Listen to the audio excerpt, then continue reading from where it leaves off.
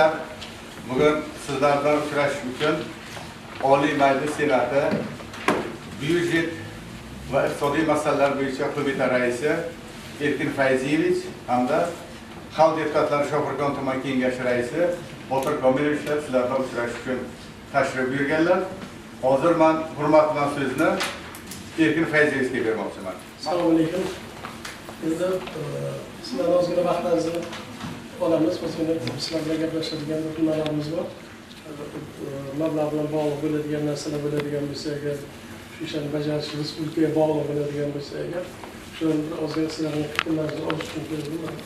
Mana darshadga iltimos qildim-ki, bu yerda faollar bilan ozgina uchrashib gaplashayotgan nima masalalarga yordam qilsak bo'ladi.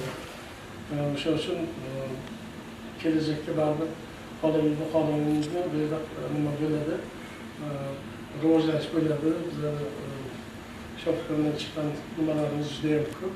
O'shanga nimaga bu masala bo'lsa, katta masala, rayondagi yoki nimaga bo'ladigan ishlar bo'ladigan bo'lsa, uni shu yerda bo'laveradi. Agar katta mablag'ni talab qiladigan bo'lsa, biz uni keyin loyiha qilib kiritib, o'shalarga mablag'ni respublika byudjetdan olish imkoniyatimiz bo'ladi.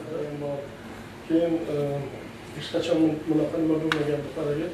Hozir shu 6 oy davomida kelgan nimalarni, turistlarni nimasi oldin bunaqa narsa bo'lmagan. 2 milliondan oshiq odam kelib ketganida bilmagan qaraga. Bundan kelib ketish boshladi. Samarqandga yetishimiz uchun ancha bor. Samarqandga hozir shu nimani 5,5 million odam keladi. Samarqandga ko'p odam keladi ekan. Internetda nimani xabarlarda nima bilan Eron bilan Amerikani o'rtasida to'xtamayapti bu nima. Uni ham ta'sir beradi bizga. Chunki mana yaqinda bizlar hozir qo'rqayotgan narsamiz Amerika 3-davlatlarga ham sanksiya kiritildi. Agar biz hozir ko'p gaz bilan nimani neftni Rossiyadan olamizda, o'zimizga yetmaydi, o'zimizga bo'lmaydi.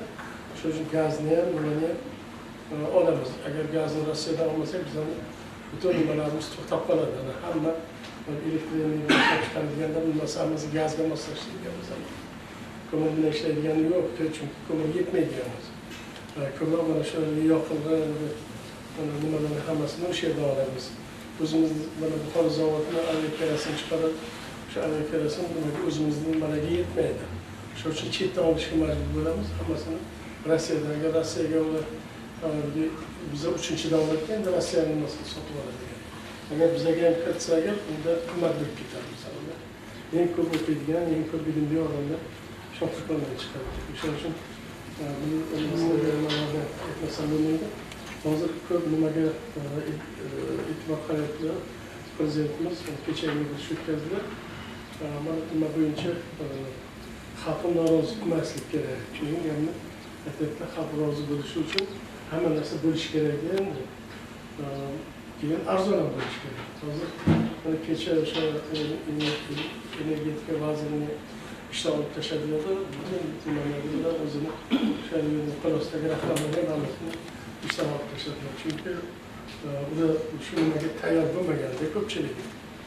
Oldin elektr energiyasi qishda ko'proq ishlatiladi, nimaga isitishga nimaga ishlatgani uchun ko'proq nima qilaydi. Hozir qishga qaraganda yozga ko'p sarf bo'lyapti-da, 1,5 barobargacha oshib ketdi-da. O'sha hozir qiyin. Nimaga prezidentimiz ko'p nima qildilar-ki, odamlarni ozgina nima qilishimiz kerak. Odamlarni o'rgatishimiz kerak. Mana ko'pchilik nima qilsin, quyosh nimalarni qo'ysin, o'sha nimadan uzilish bo'ladigan bo'lsa, o'zini ham nimasi bo'lsin, nimasi o'rnamasa degan deb nima talab qo'yganlar. Mana shu narsani qilishga oxirigacha yetmadi shu narsa. Uni Xitoydan olib kelinganligi nimani bilmaysiz, uni qayerdan qanaqa. Uni o'rnatgandan bir ishlaydi, bir ishlamaydi, botirib turadi. Ular aytibdilar-ki, shuni o'zimizga ishlab chiqarishni yo'lga qo'ygan mutaxassis tayyorlangan, o'sha mutaxassis buzib ishlamay qolsa, borib to'g'rilab bersa, qayerda kamchilik bo'lsa. Mana ertaga qish boshlanadigan bo'lsa, yana o'sha muammo kelib chiqishi mumkin. Transformator eskidek bo'lmaydi. Yangilash kerak bu narsa. Hozir texnologiya rivojlanib ketib qoladi. Rivojlanishning arkasida arqa qoladigan bo'lsa, agar eski transformatorni yangi zamonga ishlab bo'lmaydi hozir. Shuning uchun hammasini energiyani tejaydigan nimani yo'lga qo'yilgan hammasini deb topshiriqni berdi. Shohko'rayonni yangi O'zbekiston qiyofasidagi yangi nimaga aylantirish. Bu o'z-o'zidan bo'lmaydi. Shuning uchun hammasini nima deydi talab qilib qo'yish kerakki, bu hammamiz shunga harakat qilishimiz kerak endi. Yangi O'zbekiston qiyofasidagi rayon bo'lishi uchun o'sha nima deydi katta mablag' kerakdi. Shu mablag'ni hozir olishimiz kerak, ishlatishimiz kerak.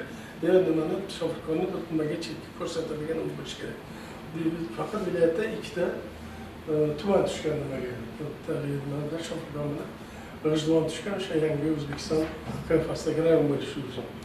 O'sha uchun nimadan vazifa qo'ydilarki, endi nimani yangi shu suv chiqadigan joylarni topish kerak edi. Lekin mana bizga baribir ichimlik suvini chiqadigan joylar kam. So'shay kam. Mana men shu nimada iqtisodiyot sohasida ishlaganim uchun o'zim ham nima deydi shug'ullanganman. O'sha uchun shu nimani vaqtinchalik joylashtirish masalasini ham aytib buni nima hal qilingan. Endi kambag'allik bor, ko'z yumib bo'lmaydi. Oldin nima qilinmagan prezident vazifa qo'ydi hozir.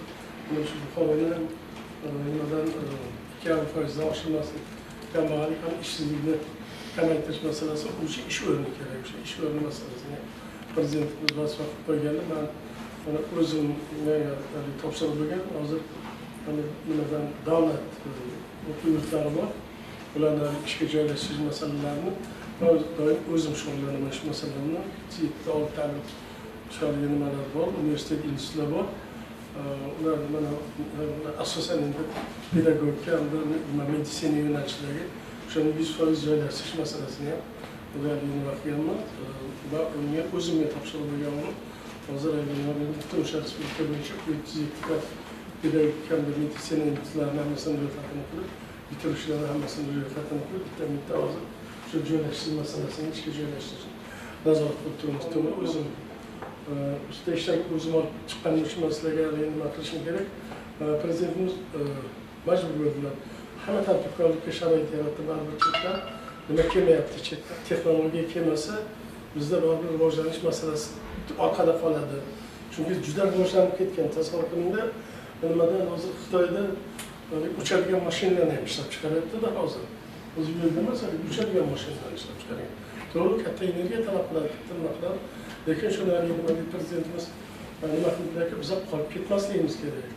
Shularga orqada qolmasligimiz uchun yangi texnologiya, yangi nima kelishi uchun sharoit yaratishimiz kerak.